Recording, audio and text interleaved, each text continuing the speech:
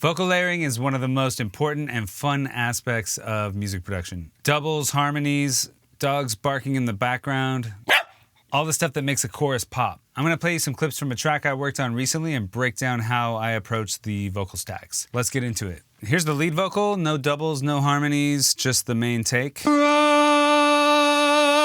with me tonight. It sounds great on its own, but this song calls for more of a pop aesthetic, so we're gonna add in some vocal stacks. First, I've got a double and a third take of the same line. These are panned hard left and right because I want the lead melody to kind of take over the speakers. Ride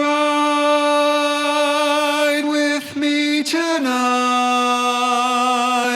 These don't always have to match perfectly, but if something sticks out and draws my attention away from the lead vocal, I might edit the timing or take out some of the sibilants altogether, like S's or T's, hard consonants. Sometimes those little imperfections add vibe and realism though, so I just leave them in. And depending on the tone you want, you can play with the mic distance or even a different mic entirely.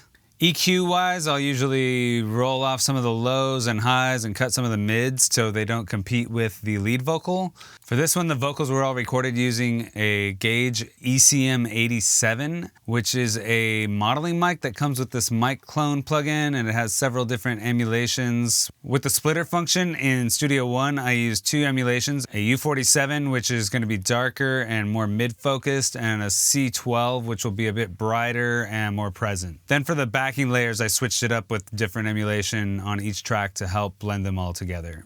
Now let's move on to some harmonies. I've got this quad track lower harmony that's really going to be tucked into the mix just to add some subtle texture. I don't necessarily want this to be heard, but it's there to support the lead. Ride with me tonight. And I kept the panning somewhat narrow here, so it's filling out the space right next to the lead vocal. Then we've got this sweet three-part harmony swell, which you'll see is labeled 3rd, 7th, and 5th. These intervals are based off the first note of the bass line, which is a C, and they create a C major 7 chord. We also use the same harmony over an E on the bass to create an E minor chord. Ride with me tonight. Then in the next phrase, the lead is basically doing a single note and we bring in an E minor pentatonic harmony, and it sort of becomes the dominant vocal for that phrase. We have the lead vocalist, Cooper, doing 4 unison takes of that harmony.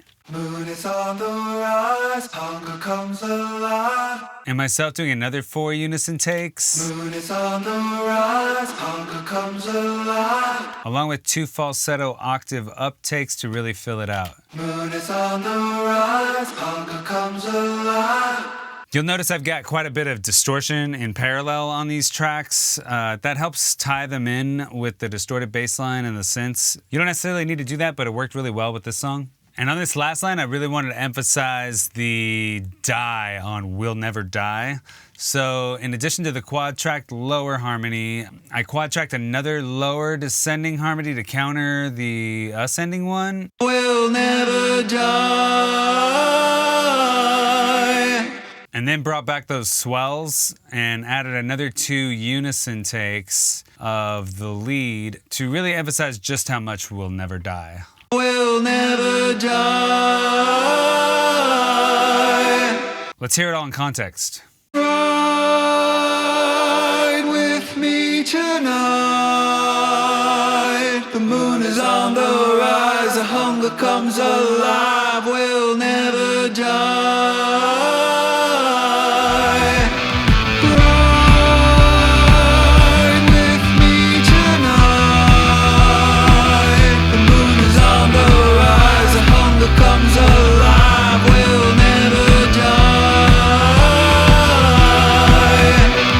The main takeaway here is to be intentional.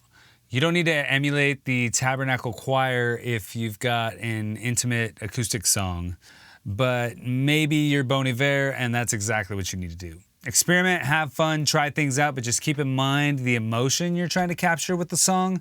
We're making art, so there isn't one formula that's gonna work every single time. Make sure to like and subscribe if you'd like to see more of these type of production breakdowns. And if you need some help producing, mixing, or mastering your own songs, feel free to hit me up. I'd love to hear what you're working on.